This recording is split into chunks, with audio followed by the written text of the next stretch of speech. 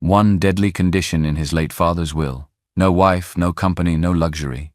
Obinna had money, power, and pride. But he had one problem. He couldn't find a woman he trusted. So he did the unthinkable. He offered his maid to pretend to be his fiancée. It was supposed to be a business deal until... The living room was spacious, modern, and aggressively beige. Everything inside it looked expensive, like it was bought to impress visitors, not to comfort human beings. The chairs were stiff, the curtains were heavy. The rugs looked like they had never seen real feet. Even the air felt controlled, like it knew it was not allowed to misbehave. A massive flat-screen television dominated one wall, black and silent like a judge. A staircase with chrome railings spiraled up to the second floor, shining under the ceiling lights like a warning. This was a serious house for a serious man.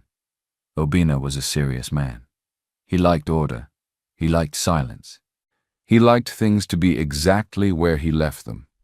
Unfortunately for Obinna, his housemaid Chica did not share his appreciation for silence. Chica stood in the middle of the living room, with a broom clutched in her hands like a microphone. Her skirt swayed around her legs. Her braided hair bounced as she moved. The music in her head was loud. The beat was thumping, sweet and infectious. She wasn't just sweeping, she was performing. She dipped low, knees bending like she was on a stage. She shimmied her shoulders. She tossed her braided hair back. She thrust the broom handle forward like she was singing to a stadium full of screaming fans. She spun around, eyes closed, lost in her own world. She was no longer Chica, the housemaid. She was Chica, the superstar. "Hey, hey!" she shouted, carried away by the imaginary chorus. She shook her waist, sweeping the dust into a pile, then, because she was too deep in the rhythm, she kicked it back out again with a dance step. The dust scattered like it also wanted to dance. Obinna walked down the stairs. He stopped halfway. He was tall, broad-shouldered, with a beard that was always perfectly trimmed. Even when he was tired, his beard still looked like it had an appointment. He wore a fitted white t-shirt that showed he didn't joke with Jim. He held a bottle of water in one hand. His face looked like a man who had woken up ready to fight the world, only to find the world was currently singing into a broom inside his living room. He watched her for a moment. He watched her gyrate. He watched her sing into the broom. He watched her turn his expensive living room into a nightclub. "Chica," he said. His voice was deep, calm, but edged with irritation. The kind of irritation that had been sitting down since morning but was now standing up. Chica didn't hear him. She was in the middle of a high note. She threw her head back like she was auditioning for a music video. "Chica!" Obinna barked. The spell broke. Chica jumped, her eyes snapping open. She spun around too fast and nearly tripped over the broom. Then she saw Obinna standing on the stairs, looking down at her like a judge about to pass sentence. "Hey!" Chica exclaimed, clutching her chest. "Olga, you scare me!" Obinna slowly walked down the remaining stairs and stepped onto the rug. "What are you doing?" he asked. "Is this what I pay you for? To turn my house into a disco?" Chica adjusted her skirt, trying to regain her dignity. She glanced at the floor, then at the broom, then back at him. "Olga, no sir," she said quickly. I'd sweep. Then the spirit enter me." Obinna blinked once, then twice.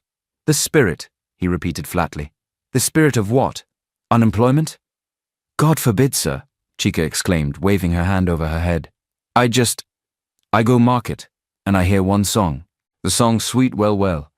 So as I day sweep, the song just enter my head." Obinna rubbed his temples. A headache was building behind his eyes, slow and steady like traffic on Third Mainland Bridge. He had a meeting in 2 hours. His late father's lawyers had been calling him like NEPA Bill, persistent and disrespectful. And now he was standing in his living room discussing imaginary music with his maid. "So this is what you do when I'm not around?" he asked. "You throw parties?" "No parties, sir," Chica said. She looked genuinely apologetic, though her eyes still carried that playful spark like she was not fully ashamed. "Only me one. Just small exercise." "Exercise," Obinna muttered. He looked at the dust scattered across the floor. "Look at this place. It's a mess. You are spreading the dirt, not cleaning it. I go clean them sharp, sir, Chica promised, immediately switching to frantic sweeping. The rhythm vanished. Her movement became choppy and nervous, like she was fighting the floor. Stop, Obina said. Chica froze, broom midair. Sir, just stop. Chica's mouth opened like she wanted to explain again, but nothing came out. Obina stared at her the way a tired teacher stares at the most stubborn student in class. Hold your ears, he said. Chica blinked. Sir, you heard me. Hold your ears. Squat down.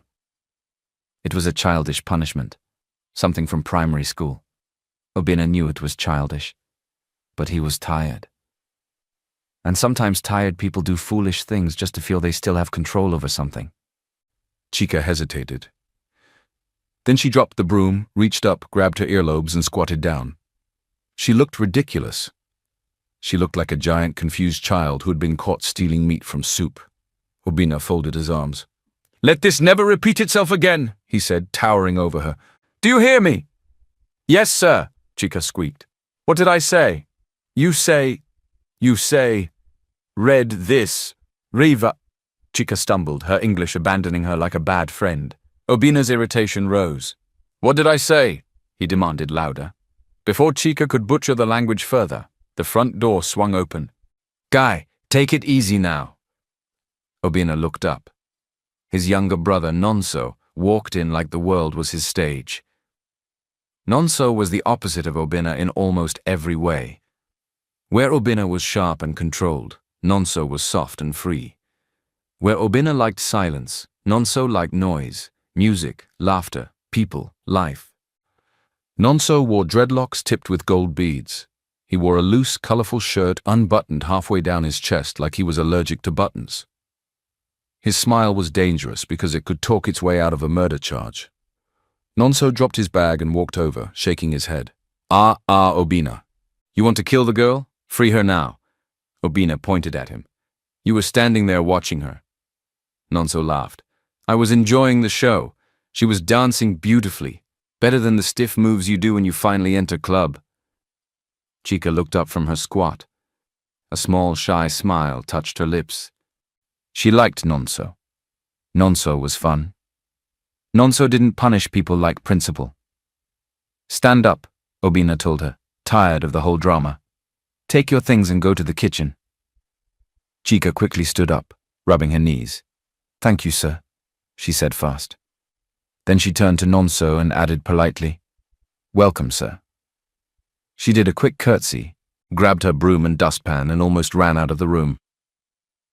Her oversized skirt swished around her legs like it was also escaping. Obina let out a long breath and collapsed onto the blue velvet sofa. He rubbed his face with both hands.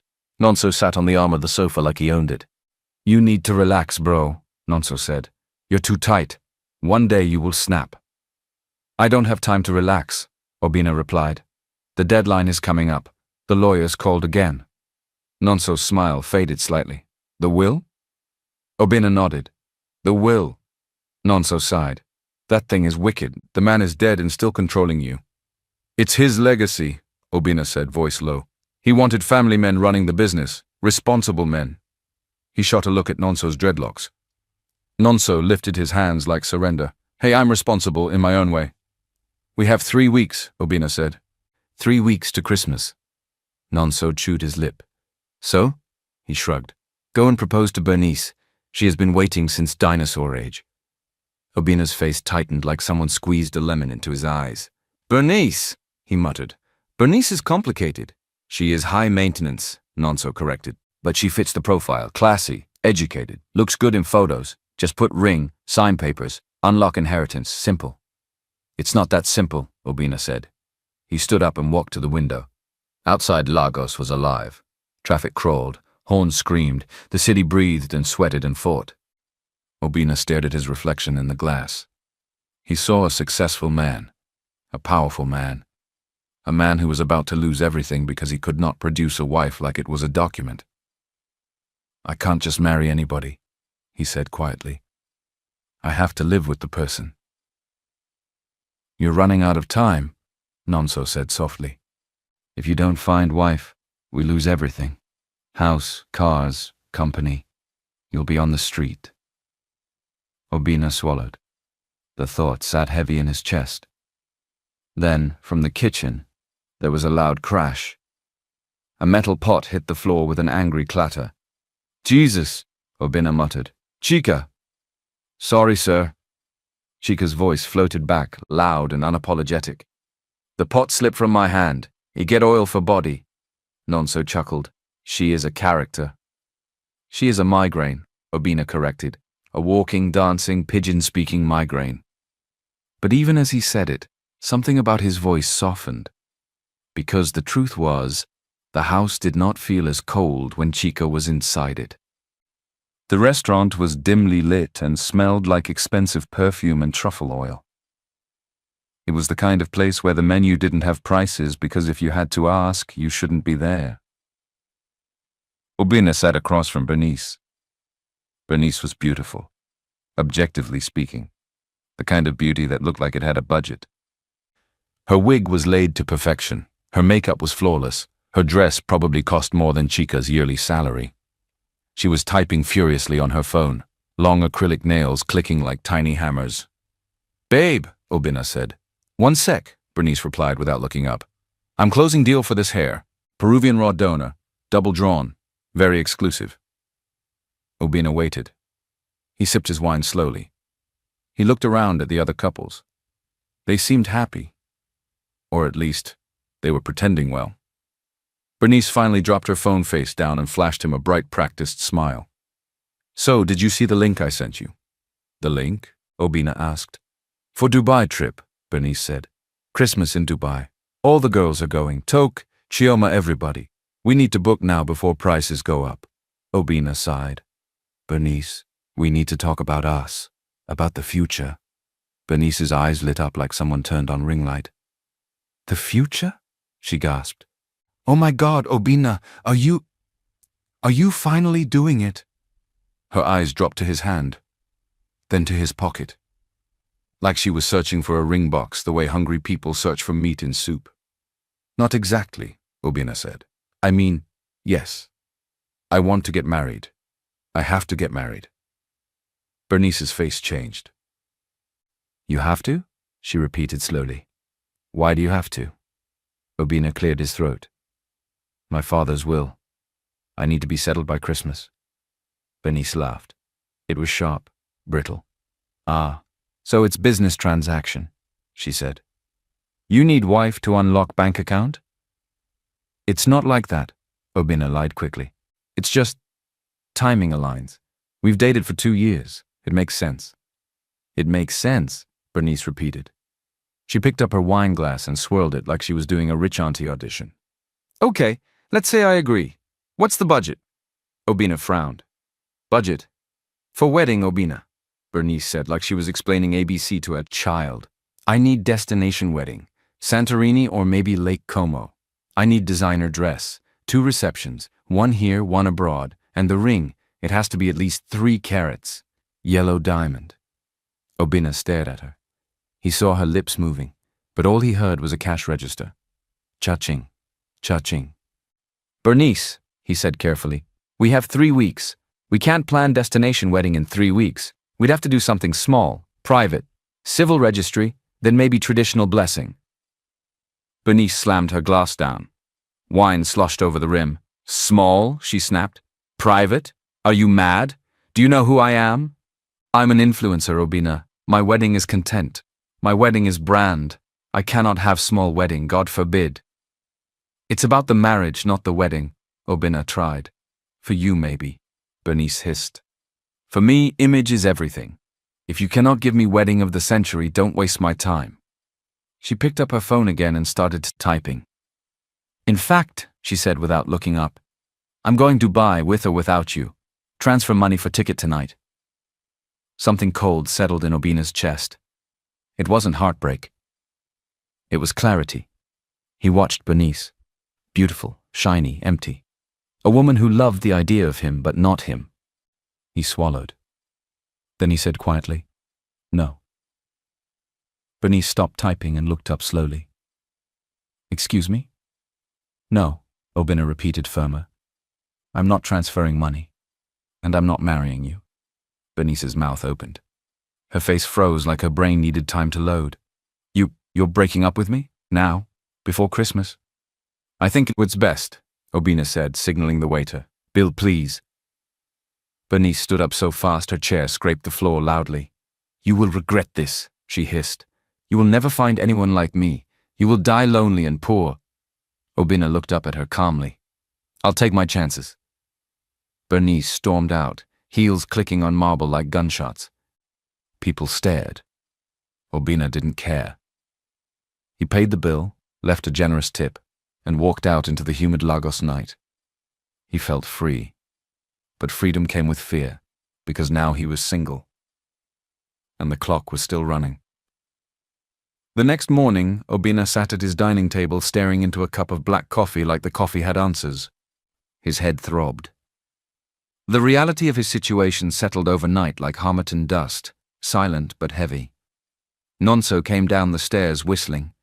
He grabbed an apple from the fruit bowl and took a loud bite. Morning, boss man, Nonso said. Where's the missus? Did you pop question? We broke up, Obina replied. Nonso choked. He coughed hard, thumping his chest. What? Broke up? Why? She wanted a circus, not a marriage, Obina said. She wanted Santorini in 3 weeks, Yellow Diamond, 2 receptions. Nonso shrugged after swallowing. Standard, that's Bernice for you, but Obina, the will, what are you going to do? Obina leaned back and exhaled. I don't know, he admitted. Maybe I'll just let board take over. I can start my own company. With what capital? Nonso asked. You forget Dad tied up your assets too. You lose company, you lose access to trust. Obina groaned and dropped his head on the table like a man surrendering. Just then, Chica walked in.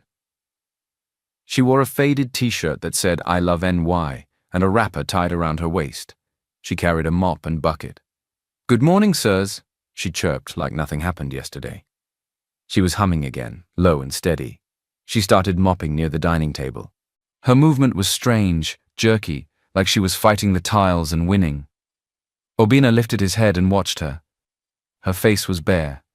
No makeup. No lashes. Just simple, real features and bright eyes. He watched her braids. He listened to her humming. She was annoying. She was unrefined. She was village. But she was there. A woman. Single, most likely. And she needed money. A crazy idea crept into Obina's mind. It was a terrible idea. A desperate idea. The kind of idea that grows in the mind of a man who hasn't slept well. Chica, Obina called. Chica stopped mopping. Sir? Come here. Chica approached carefully. I no break anything today, sir, I promise. Sit down, Obina said, pointing to the chair opposite him. Chica looked at the chair. White leather. Then she looked at her wrapper. Sir, my cloth dirty small. Sit, Obina commanded. Chica sat on the edge like she was ready to run. Nonso frowned. Obina, what are you doing? Obina ignored him and looked at Chica. How much do I pay you? 30,000 naira, sir, Chica replied. And do you like money? Chica's eyes widened. Ah, Oga, who no like money? Money na fine thing. Obina leaned forward. What if I told you I can give you 500,000 naira? Chica gasped and covered her mouth. 500,000. Oga, you want make I kill person? No, Obina said. I don't want you to kill anybody. I want you to do a job for me. Which kind job? Chica asked, suspicious now. I know they do bad thing, oh. My mama warned me. It's not a bad thing, Obina said slowly. He inhaled. I need you to pretend. Pretend? Yes, I need you to pretend to be my fiancé. Silence fell. Nonso dropped his half-eaten apple. It rolled across the table and fell to the floor. Chica stared at Obina like he had lost his mind. She blinked. Then she threw her head back and laughed. Oga, you too funny, she cackled. Me? Your fiancé, looking like this? She pointed at her faded shirt like it was evidence. You dare whine me. I'm serious, Obina said. Chica's laughter died. She studied his face. You serious? Dead serious, Obina replied. I need a wife for Christmas, just for a few weeks. To show my family. Secure inheritance. After that, we go our separate ways. You get money, I get company. Chica looked at Nonso like she wanted him to confirm the joke. Nonso looked like he was watching a car crash in slow motion. But Olga, Chica whispered, voice dropping. I know Sabi speak big English. I know Sabi wear heel. I be village girl. I know, Obina said. That's why we will fix you up. Hair, clothes, everything. Your name too. Chica swallowed. Obina's eyes stayed on her. You won't be Chica anymore when we are outside, he said. You will be Olivia. Oli. Vaya. Chica tested. The name felt heavy in her mouth like foreign food. 200,000, Obina repeated. Cash. Chica's mind went to her village, to her family, to leaking roof, to school fees, to hungry faces, to prayers. 200,000 was not small money. She looked at Obina. He was handsome, even with his stress, and for the first time she saw something else behind his strict face. Fear, pressure, a man cornered. Okay, Chica said slowly. I go do Obina exhaled like a man who had been holding his breath for weeks. Good, he said. We start today. Nonso picked his apple from the floor, stared at it like it offended him, then muttered, This is going to be a disaster. The boutique was blindingly white. Mirrors covered every wall, reflecting endless racks of silk, chiffon, satin. The sales assistants were tall, slim, and looked at Chica the way people look at mosquito, like, how did you enter here? When Obina walked in with Chica, the temperature dropped. Chica was still wearing wrapper and t-shirt. She looked like she took wrong turn on her way to market. Good afternoon, sir, one salesgirl said, ignoring Chica completely. How may we help you? I need complete wardrobe for her, Obina said, gesturing to Chica. Dresses, shoes, bags, everything. Size 10. The salesgirl glanced at Chica like she was checking if Obina was joking. Chica smiled and waved politely. Good afternoon, auntie. The salesgirl didn't smile back. This way, sir. For the next 3 hours, Obina sat on a plush ottoman while Chica tried on clothes. It was painful. Not because she wasn't pretty, but because she didn't know how to be still inside beauty. She came out in a tight red cocktail dress, walking like she was marching into battle. No, Obina said immediately. Too aggressive. Chica pouted and went back. She came out in a flowing floral maxi dress and did a small twirl, excited like a child. No, Obina said. Too beachy. Chica hissed under her breath and returned. Then she came out in a sleek black jumpsuit. It hugged her curves gently. It fitted her waist. It made her legs look longer. Chica stared at herself in the mirror. Her eyes widened. She touched the fabric like she was touching a new life. This one, she whispered. He fine. Obina's gaze stayed on her. For the first time, he truly saw her body's shape under all that wrapper and oversized house clothes. Not in a dirty way, just in a surprised way. Like a man realizing a familiar thing has been beautiful all along. Turn around, Obina said. Chica turned. Obina cleared his throat. We'll take it, he said. And the green one, and white blouse, and those heels. Chica's face panicked.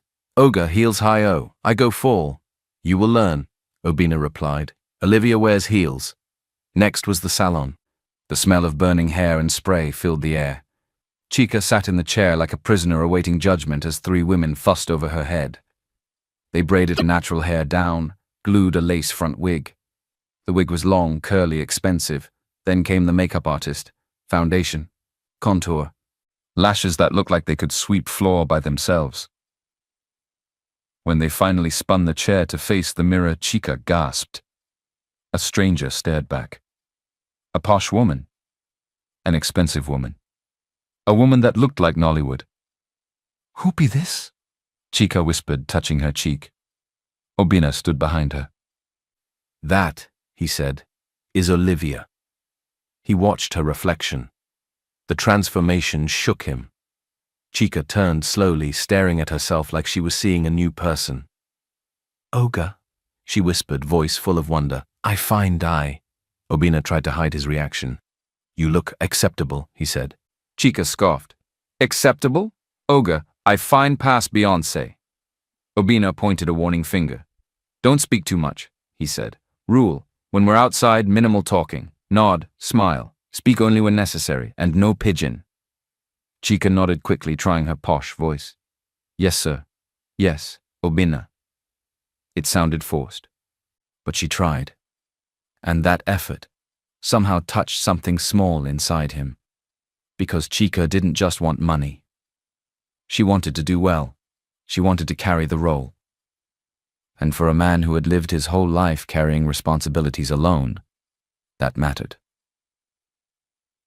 The drive out of Lagos felt like escaping a cage. Obina drove with both hands tight on the steering wheel, his jaw locked the whole time. The traffic reduced slowly as they left the city, but the tension in the car did not reduce with it. If anything, it grew. Chica sat in the passenger seat like a doll that was not sure if it was allowed to blink. Her new clothes felt too clean for her skin. Her wig felt like it was sitting on her head with attitude. Even the perfume Obina sprayed on her earlier felt like it was judging her from inside her pores. She kept adjusting her seatbelt, scared she would wrinkle the black jumpsuit. Obina glanced at her once. Stop touching your clothes. Chica froze. Sorry, sir. Obina sighed. Don't call me sir. Chica swallowed. Sorry. Obina. Obina nodded slightly, like that was better. They drove for a while in silence, only the low hum of the engine and the soft sound of air conditioner filling the car. Then Obina spoke again, like a teacher revising a student before exam. Remember, he said, you are Olivia. Chica nodded quickly. Yes. You studied in the UK. Yes. You work as an interior design consultant. Chica repeated carefully. Interior design consultant. We met at an art gallery. Art gallery, Chica said. Where they draw picture. Obina's eyes flicked to her, warning. Paintings. Paintings, she corrected fast. You like jazz music? Chica nodded too much. Jazz, yes. You don't eat spicy food. Chica's face squeezed. But Obina, Olivia doesn't eat spicy food, he cut in. Chica sighed. Yes, Olivia. Olivia has an ulcer. Chica blinked. Ulcer. Yes. So if anybody offers you pepper soup or hot stew, you smile and say your stomach is sensitive. Chica nodded again. Sensitive stomach. Obina's voice got lower. My mother is not smiling woman. Chica sat up straighter. She has eyes like hawk, Obina continued. If you slip, she will know. I no go slip, Chica promised, then quickly changed it. I will not slip. Obina nodded, but his face still looked worried. They passed the Welcome to Ibadan sign later. Chica looked out the window as the scenery changed. Lagos noise was far behind them now. The roads felt calmer. The air felt different. Even the sunlight looked softer. But her chest still felt tight. Obina? She called quietly. Yes? What if your mama no like me? Obina's fingers tightened around the steering wheel. She will like you if you perform well. Chica swallowed hard. And if I perform bad? Obina didn't answer quickly. Then he said quietly, then we are finished. The words landed on Chica's heart like stone. She stared forward again, silent. After some time, the estate appeared. Not just a house, a compound. Tall gate, high fence. Security men with straight faces. Even the trees looked like they were employed. Obina slowed down as they drove in. Chica's eyes widened. Jesus, she whispered. This place big past church. Obina glanced at her sharply. Chica immediately cleared her throat and sat properly again like Olivia. The car rolled to a stop in front of a massive building that looked like money had built it with pride. 2 floors. Wide balconies. Big pillars. A fountain in front, water dancing like it was doing small prayer. Obina parked. He didn't move immediately. Instead, he turned and looked at Chica. Ready? He asked. Chica's throat was dry, but she nodded. Ready. Obina stepped out first, walked around and opened her door. He stretched his hand to her. Chica stared at his hand. His hand was warm, strong, a big man's hand. She placed her hand on his palm, and the moment their skin touched, something ran through her like electricity. She tried to ignore it, but her heart did not obey. Obina held her hand firmly and guided her out. "Remember," he whispered. "Minimal talking. Smile. No pigeon." Chica nodded. "Yes." They walked toward the front door. Before they could knock, the door opened. And there she was, Mrs. Ibuka. She was short, stout, and her presence filled the space like thunder. Her gel rose high on her head like a crown. Her wrapper was bright and expensive, and her gold jewelry clinked when she moved. When she saw Obina, her face lit up. "Obina!" she cried, opening her arms wide. "Mama," Obina said, stepping into her embrace. She hugged him tight like she had been saving that hug in her chest. Then she pulled back and looked at Chica. Not with hatred, not with friendliness, with inspection. From wig to lashes, from jumpsuit to shoes, from nails to posture. Her eyes moved slow and sharp. Chica held her breath and stood straight, sucking in her stomach like it would help. "And who is this?" Mrs. Ibuka asked, her voice calm but full of power. Obina squeezed Chica's hand. "Mama," he said, "this is Olivia, my fiancée." Chica forced her best smile. "Good afternoon, Ma," she said, careful, soft, controlled. Mrs. Ibuka stared at her for 2 long seconds. Then suddenly her face opened into a wide smile. "My daughter!" she exclaimed, grabbing Chica into a hug. Chica almost staggered. Mrs. Ibuka smelled like expensive perfume and authority. "Oh, she is beautiful," Mrs. Ibuka said loudly. "Obina, you did well! Finally!" Chica relaxed a little inside the hug, shocked. Then she hugged the woman back gently. From the hallway, another voice appeared. "Olivia?" Nonso stepped forward holding a glass of juice. The moment he saw Chica's face, he did a double take, like his eyes had to rewind. His brows lifted. His mouth twitched. He knew. He recognized her even under the wig and makeup. He recognized the body under the expensive clothes. He almost laughed, but he controlled himself. "Wow," Nonso said slowly. "Welcome to the family." He winked at Obina like a goat. "Nice upgrade, bro." Obina's eyes shot warning at him. Nonso smiled innocently. Mrs. Ibuka clapped her hands happily.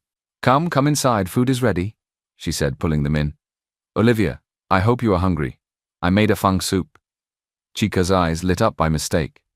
"A fang," she almost shouted. Obina pinched her arm sharply. Chica's smile froze.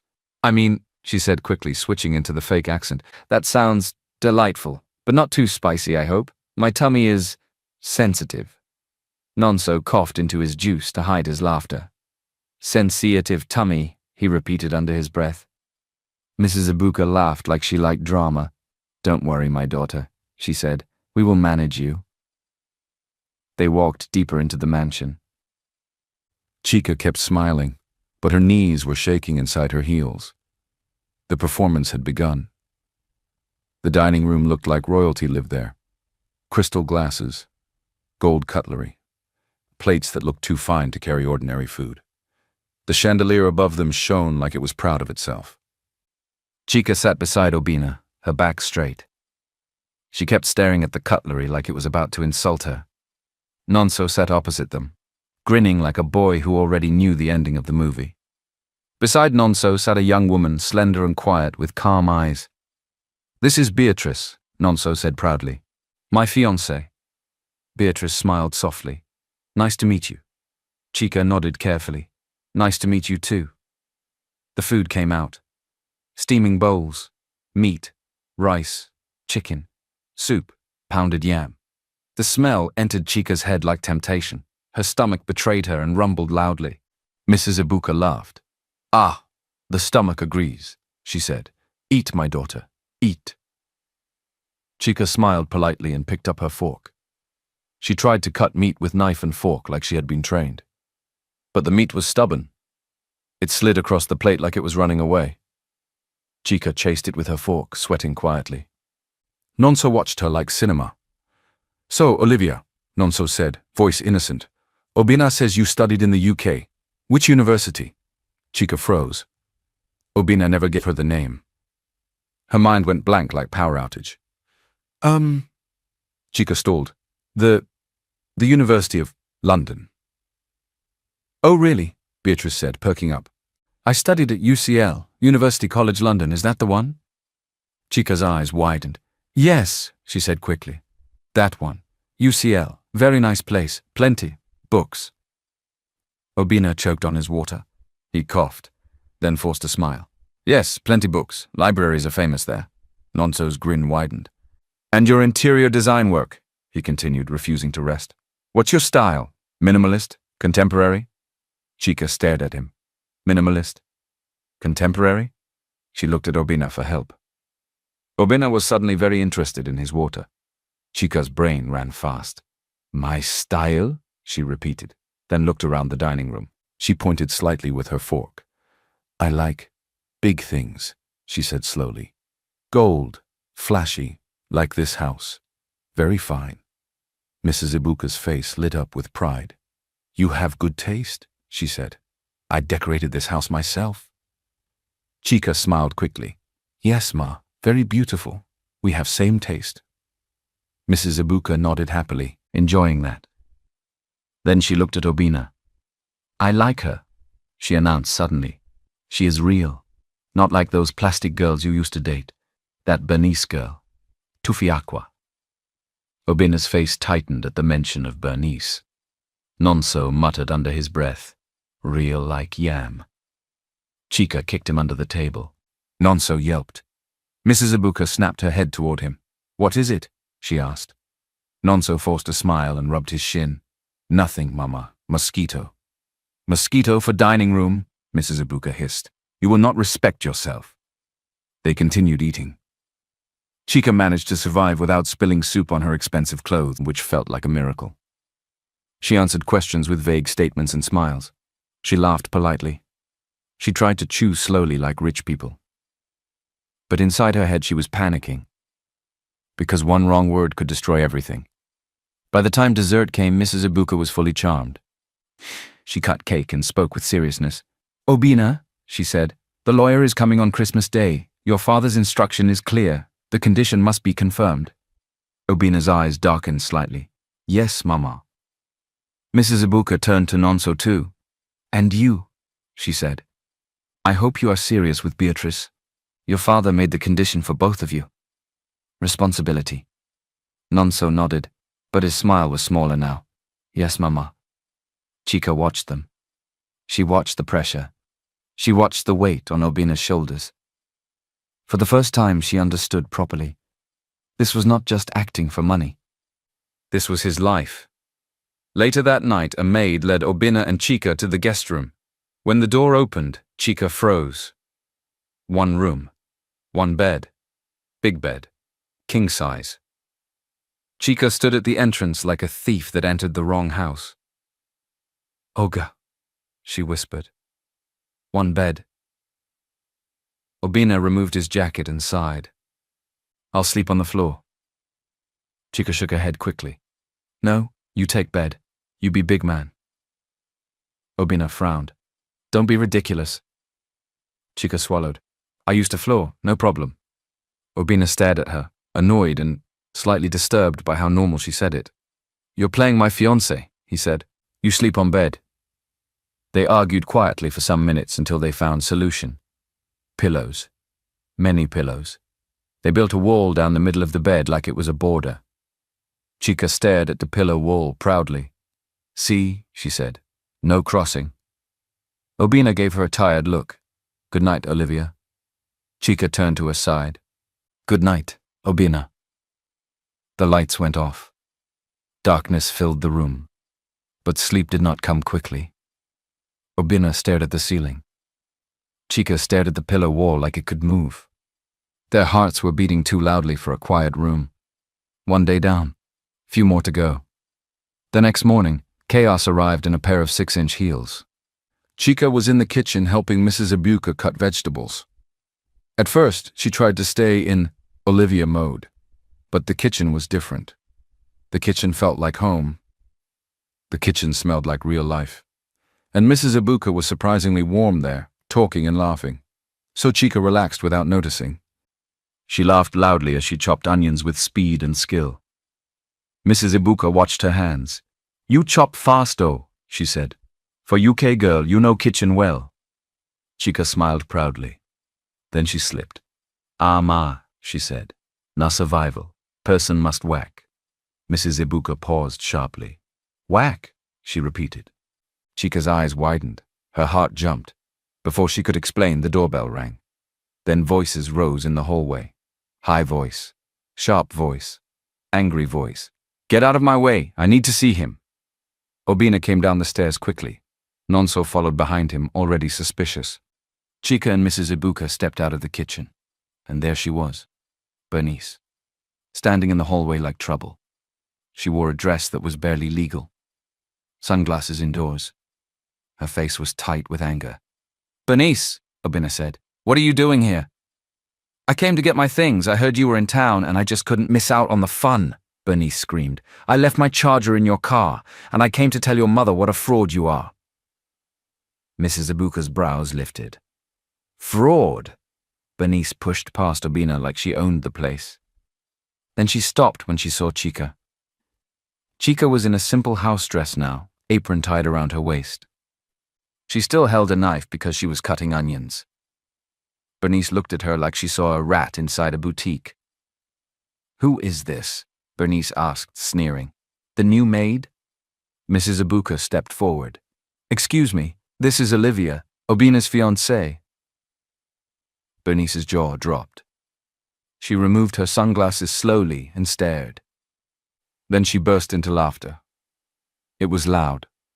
Cruel. "Fiancé?" she mocked. "This thing?"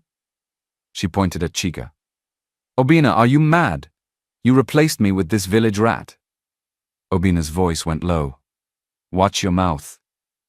"Oh, please," Bernice snapped. "Look at her. She smells of onions and poverty. Olivia? Her name is probably Nkechi." Chica's grip tightened on the knife handle. Not because she wanted to stab anybody, but because rage entered her body like hot pepper. Obina stepped closer to Chica quietly like protection. "Bernice, leave," he said. "Now." Bernice tilted her head. "Or what? You will unleash your pet on me?" She walked closer to Chica. "Hey, girl," Bernice said, smiling wickedly. "How much did he pay you? 5,000? 10,000? Chica took one step forward. Her accent dropped fully. "Auntie," she said, voice thick and serious, "if you no comment for here now, I go change your destiny." Bernice gasped dramatically. "Did you hear her? Did you hear that English?" Mrs. Ibuka's voice cut through, calm but deadly. "I heard her," she said, "and I like it." Bernice turned, shocked. "Mrs. Ibuka, you can't be serious. She is nobody." "She is the woman my son chose," Mrs. Ibuka replied. "And she is in my kitchen helping me cook. When did you ever lift one finger in this house, Bernice? You only come to eat and complain." Bernice's face went red. She turned to Obina. "Obina, are you going to let them talk to me like this?" Obina walked to Chica. He put his arm around her waist and pulled her close. Chica looked up at him, shocked. His hand stayed there firm. His voice stayed calm. "Bernice," he said, "this is my woman. She is worth 10 of you. Now get out before I call security." Bernice stared at them. Chica. Obina. Mrs. Ibuka. Nonso watching quietly like a referee. Bernice realized she had lost the room. "Fine," she spat. "Enjoy your gutter life." She turned and stormed out, heels sounding like anger on tile. The door slammed. Silence followed. Chica breathed out slowly. "Sorry, Ma," Chica said, voice softer. "I vex small." Mrs. Ibuka stared at her, then smiled. Not a fake smile. A real one. "My daughter," she said, touching Chica's cheek. "I have wanted to tell that girl off for 2 years. You did well. Very well." Chica's eyes widened. Mrs. Ibuka turned and walked back to the kitchen like nothing happened. Obina remained standing close to Chica. His arm was still around her waist. He looked down at her with a strange softness. "Change her destiny?" he asked, a small smile trying to break out. Chica giggled, embarrassment entering. She too make mouth, I forbid him. You were brave, Obina said quietly. Thank you. Chica's eyes softened too. You defend me. Obina nodded. Yes. Chica swallowed. Thank you, Oga. Obina's gaze deepened. Obina, he corrected softly. Call me Obina. Chica's voice dropped. Obina. For a moment they just stood there. The air between them felt charged, like something was waking up. Chica broke it first, stepping back quickly.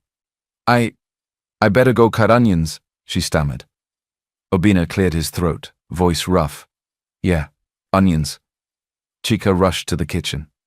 Obina watched her go like he didn't trust his own eyes. 2 days later. The acting was still there, but the lines were fading. Obina could not sleep well anymore. Chica's laughter followed him even when she was not in the room. Her presence was getting under his skin. Not like irritation, like warmth. That night, the mansion was quiet. Everyone had gone to bed. Obina walked down to the kitchen for water. He expected emptiness, but he found Chica there. She sat on the counter like she belonged there, eating leftover cake straight from the container. Obina paused. Caught you, he said. Chica jumped like thief. Ha, Oga, Obina, I hungry small. Obina's voice softened. It's okay. He walked closer, leaning against the counter. Can I have some? Chica hesitated, then offered him a spoon. Obina took a bite. Chocolate. Sweet. Rich. He nodded slowly. This is good. Chica smiled, proud. Nah, so. Obina looked at her. How are you holding up? The acting? Chica sighed. Hard. To form posh lady hard. My leg they pain me for that heel shoes. Obina chuckled quietly. You're doing well. My mother loves you. Chica smiled small. Your mama good. Obina nodded. She is. Chica's face turned serious. She remind me of my mama before she die. Obina's chest tightened. I didn't know your mother passed. Chica shrugged like she had trained herself not to cry about it. Long time ago. Now why I come Lagos? To find work, to help my family. Obina's voice came out softer. I'm sorry. Chica waved her hand lightly. It is well. Then she looked at him. What about your papa? You miss Am? Obina stared at the marble counter. Yes, he said, I do. He swallowed. He was strict, hard, but he built everything. He wanted us strong. Chica nodded slowly. He worry about you. That is why he put condition. Obina scoffed lightly. He wanted to control even from grave. Chica tilted her head. Maybe he just no want you lonely. Obina's eyes flicked up. I'm not lonely. Chica looked at him for a long moment. Then she spoke softly. You sure? Obina didn't answer. Chica continued gently. Big house. Plenty money. But when night come, who you they talk to? Who they ask you how your day be? Who they rub your back when stress won't kill you? Obina's throat tightened. He hated that her words were true. He stared at her. Chica was wearing an oversized t-shirt of his like pajama. Her hair was in a messy bun. There was a small chocolate smear on her lip. She was not polished. She was not fake. She was real. Obina lifted his hand slowly. Chica stopped breathing.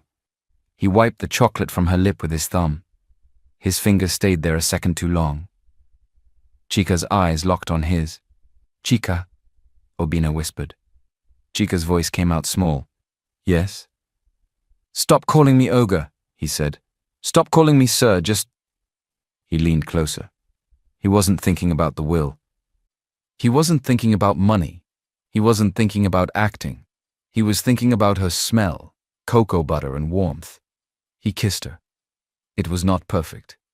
It was not planned. It was hesitant first, then soft, then hungry. Chica tasted like chocolate cake. Her hands grabbed his shoulders like she feared he would disappear. Obina deepened it like he had been starving for something he couldn't name.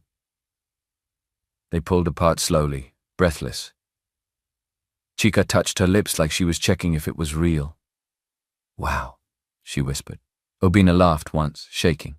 "Yeah, wow." He stared at her like he was afraid of himself. Then he stepped back quickly, voice turning serious like defense. We should sleep." Chica nodded fast, still dazed. "Yes, sleep."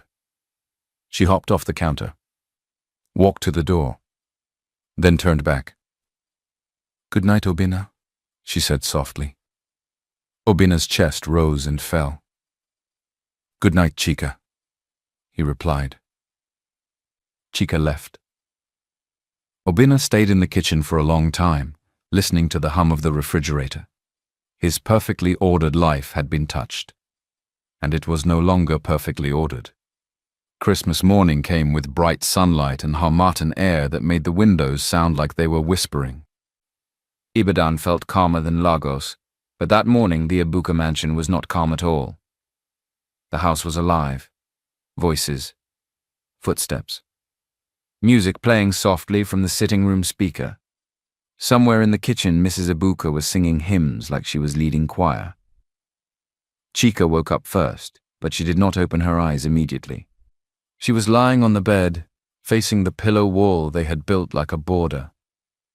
Her mouth was slightly open. She was snoring small.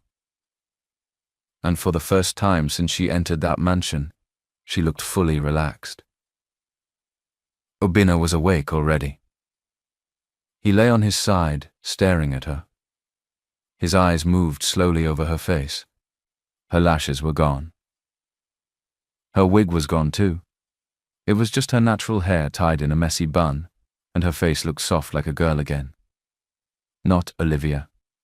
Just Chica. Obina's chest felt full in a way he did not understand. He remembered the kiss in the kitchen. He remembered how her hands held him like she trusted him. He remembered how real it felt. And that memory did something dangerous to him. He smiled without meaning to. Then quietly, carefully, he reached out and dismantled the pillow wall. One pillow. Then another. Then another. The border disappeared. And he moved closer to her like it was the most normal thing. He brushed a strand of hair from her face gently. Chica stirred. Her eyes opened slowly.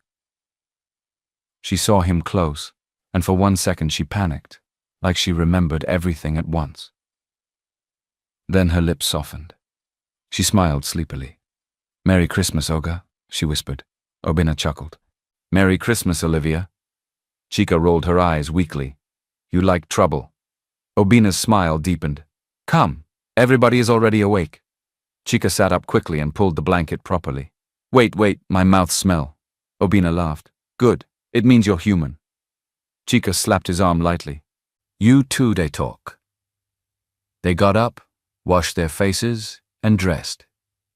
Chica wore a simple nice gown Mrs. Ibuka's tailor had given her the day before, something modest but fine, the kind of cloth that made her look like a proper family person, not house help. Obina wore native too, neat and expensive, looking like the man everybody feared in boardroom. When they walked downstairs together, Nonso was already shouting like a child. "Finally, the lovebirds are awake!" Beatrice sat on the floor beside him, smiling shyly while she opened a gift bag. Nonso was tearing wrapping paper like it offended him. Mrs. Ibuka walked in with a tray of food and a glow on her face. "Breakfast first," she announced, "then church." Chica's stomach responded immediately. Her eyes went to the food like prayer. Obina noticed and leaned close. "Remember, Olivia has sensitive stomach." Chica hissed quietly. "Today is Christmas. Even ulcer rest on Christmas." Obina covered his mouth to hide laughter. They ate. They laughed. Mrs. Ibuka prayed long. Nonso complained small, then stopped when Mrs. Ibuka gave him that look. After breakfast, gifts started. Nonso gave Beatrice a small bracelet. Beatrice blushed and said thank you like she was too gentle for this loud family. Mrs. Ibuka gave both her sons expensive wristwatches and told them, "So you will not say your father left you nothing." Then Obina stood up and walked toward Chica with a small box. Chica froze. She did not expect gift from him. Not real gift. Not on Christmas. Obina handed her the box. Chica held it with two hands like it was fragile. "Open," he said softly. Chica opened it. Inside was a necklace. Gold. Not fake. Not market. A simple, elegant chain with a small pendant that caught light. Chica's mouth opened slowly. "Olga," she whispered, then quickly corrected. "Obina." Her eyes lifted to him, shining. "For acting well?" she asked quietly. Obina's throat moved. He shook his head. "For being you," he whispered back. Chica swallowed hard. Her eyes started to water, but she blinked it back quickly because she did not want to embarrass herself in front of everybody. Nonso saw her face and grinned. "Oh!" Nonso said loudly. "Obina is catching feelings." Obina shot him a warning look. Nonso raised both hands. "I said nothing." Mrs. Ibuka clapped happily. "This one is love-o." Chica smiled, still holding the necklace like it was dream. Then the house got ready for church. They went. They came back. They ate again. They laughed again. It was the kind of Christmas Chica had not tasted since her mother died. For once she felt safe. For once she felt like she belonged somewhere. But even inside all the joy, there was something sitting in the corner like a shadow. The will. The condition. The test. And it was coming. Later that afternoon, the family mood shifted. The way sky shifts before rain. The way a room becomes quiet when somebody enters with bad news. A black car pulled into the compound. A man stepped out with a leather briefcase. Barrister Chima. Small man. Big glasses. Serious face like he never laughed in his life. A man who looked like he slept inside legal documents. Mrs. Ibuka sighed the moment she saw him. "Merry Christmas," Barrister Chima greeted, shaking hands.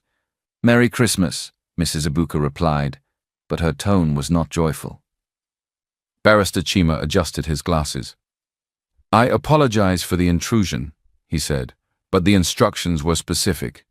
The will conditions must be verified on Christmas Day." Chica's hands went cold. Obina reached for her hand immediately and held it firmly like he could transfer courage into her. They gathered in the study.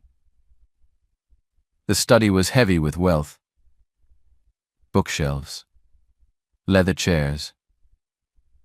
A big table like meeting table. Framed pictures of Obina's late father staring down like he was still alive and still judging. Mrs. Ibuka sat first. Obina sat beside her. Chica sat beside Obina. Nonso sat opposite, restless. Beatrice sat quietly beside Nonso, looking like she wished she could disappear. Barrister Chima opened his briefcase, pulled out documents, cleared his throat, then began. "So," he said, "according to the late Chief Ibuka's will," the room held breath. "Obina," he continued, looking at him, "you are required to be married, or at least formally engaged with a date set, to a woman of good standing." Obina tightened his grip on Chica's hand. "I am engaged," Obina said clearly, "to Olivia." Barrister Chima looked at Chica. Chica smiled politely like Olivia, but her throat was tight. Barrister Chima nodded slightly and continued. "And Nonso," Barrister Chima said, turning, "you are required to demonstrate fiscal responsibility. The will state clearly that you must show stable income and seriousness, not reckless spending." Nonso scoffed lightly. "I have work, kind of." Mrs. Ibuka gave him a look. Nonso quickly sat well. "Okay, I'm serious." Barrister Chima nodded and looked back down. "So the assets will remain under family control, provided the conditions—" "Wait," Nonso interrupted suddenly. The whole room turned. Nonso stood up. His chest was rising and falling like he had been holding something inside for too long. "Nonso?" Obina frowned. "What is it?" Nonso shook his head, laughing bitterly.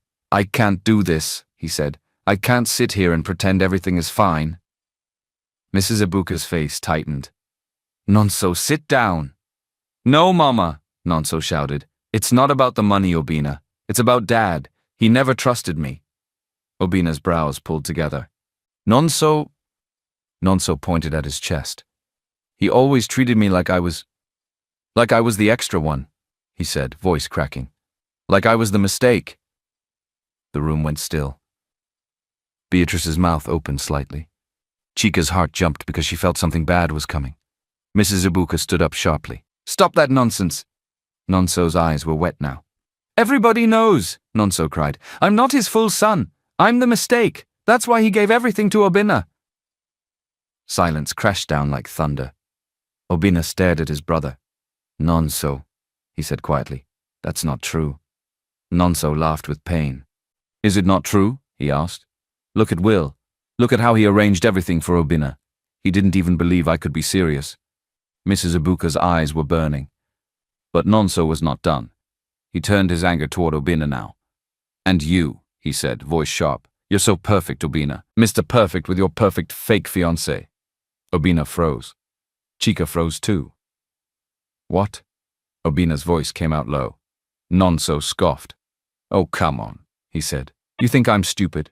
Olivia, from University of London. I heard her speaking pidgin on the phone yesterday. I saw how she eats. This babe is not posh.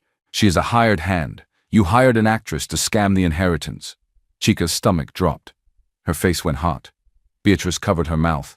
Mrs. Ibuka's eyes shot to Obina, then to Chica, then back to Obina. Obina, Mrs. Ibuka said slowly. Is this true? Obina stood up. His hand squeezed Chica's harder. Chica's eyes were full of fear now. Because she knew this was the moment everything could crash. Obina's chest rose. He stared at his mother, then at Barrister Chima, then at Nonso, then at Chica, and he took a breath. She is not an actress, Obina said firmly. Nonso laughed bitterly.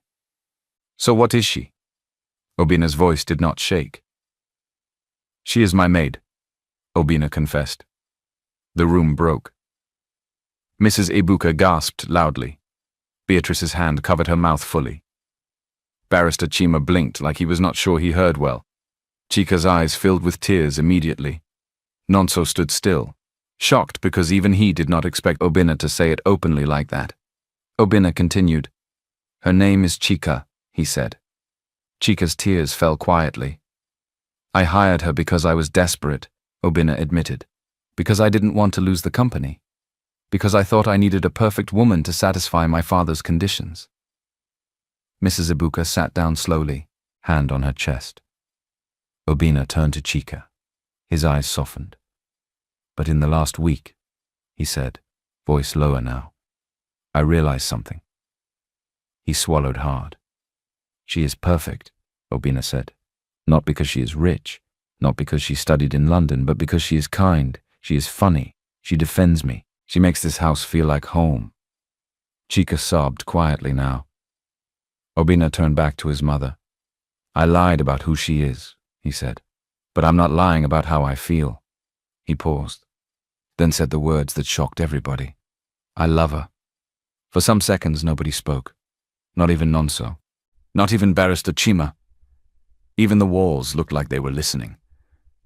Chica stared at Obina like she was not sure if she heard correctly, because she had been preparing herself to be thrown out, to be insulted, to be punished. She did not prepare herself for love confession inside rich man's study. Obina turned fully to Chica. His eyes were serious. Chica, he said softly. Chica's voice came out shaking. Obina. Nonso looked stunned.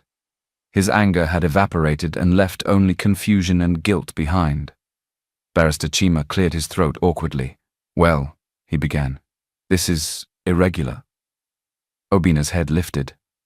So, Obina said to Barrister Chima, if this disqualifies me, then fine. Take the company, take the money. I don't care.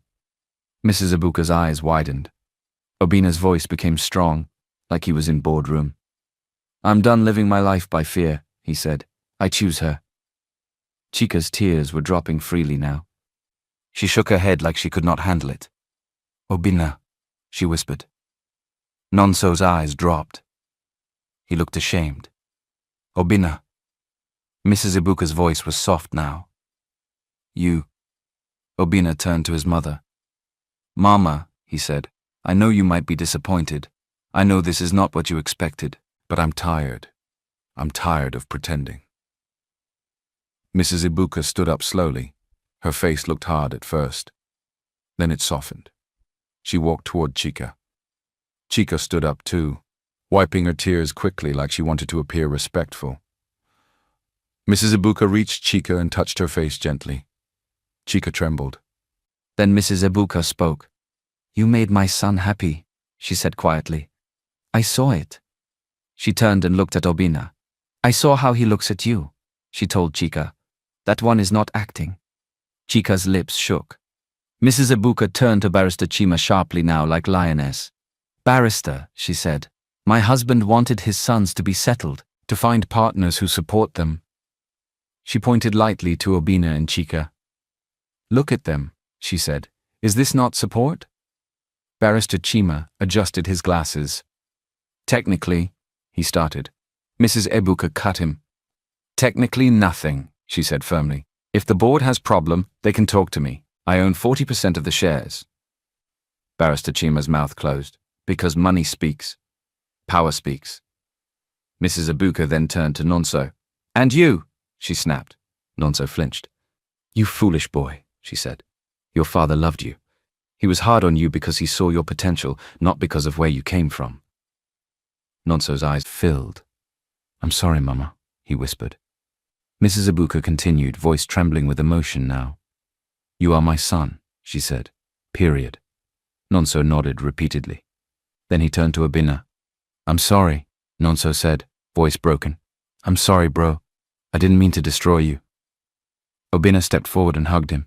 It's okay, Obina said. It's okay. Beatrice wiped her eyes quietly. Chika stood there, shaking, still feeling like she was dreaming. Barrister Chima sighed deeply like man tired of family drama. He closed his file slowly, then opened it again, then cleared his throat. I will, he said carefully, interpret the clause regarding good standing liberally. Mrs. Ibuka nodded like, good. Barrister Chima continued, as long as the marriage proceeds within 6 months. Obina blinked. 6 months? He repeated, then turned to Chika slowly. His eyes softened into something gentle. He smiled. Chika, he said quietly, what do you think? Chika wiped her tears. She sniffed. Her smile came through, wide and real. The kind of smile that made people feel warm. Obina's voice dropped. Can you handle me for a lifetime? Chika laughed through tears. Oga Obina, she said loudly, then paused and corrected herself with pride. Obina. Everybody watched her. She continued. If you promise, say you no go make me clean that big window again.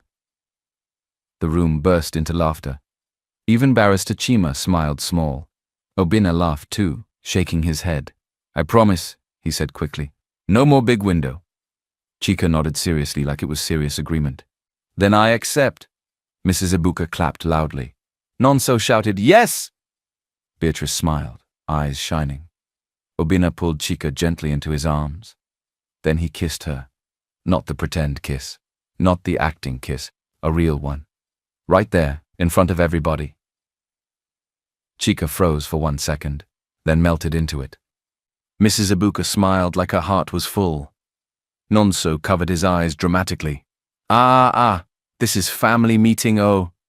Everybody laughed again. Obina rested his forehead on Chika's for a moment. His voice was low. It's the best Christmas gift, he whispered. Chika smiled softly, still shaking. And for the first time, she was not acting. She was not Olivia. She was just Chika. A woman who walked into a rich man's life as a maid, and walked out as his wife.